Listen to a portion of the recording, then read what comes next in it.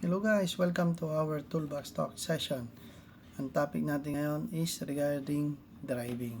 Okay guys, safe driving best practices, always wear your seat belt, control your speed, avoid distracted driving, avoid impaired driving, perform regular maintenance. Yun lang po ang masasabi ko ngayon guys, but meron akong additional dyan.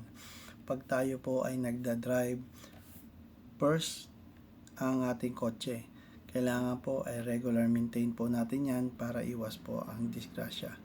Okay guys, avoid road rage sa daan, huwag pong mainit ang ulo, hindi po makakatulong yan at baka po kayo maabala pa sa daan. Sa mga kaibigan ko pong riders, please po, huwag po kayong parang ahas din po sa daan.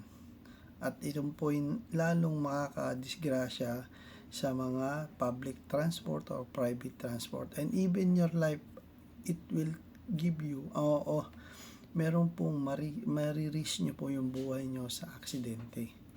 Kaya po mga kaibigan kong riders, follow the lane po, respect the lane. Marami na po tayong nakikita sa mga balita na didisgrasya ng single motor. Okay guys, yung iba po ay nagka-counterflow, alam po nating delikado.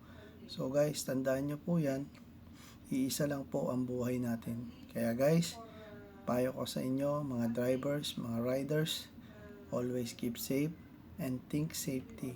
Think your family first. Okay guys, thank you very much and see you to the next session. Okay guys, if you like my video, please like, comment, and share. Thank you guys.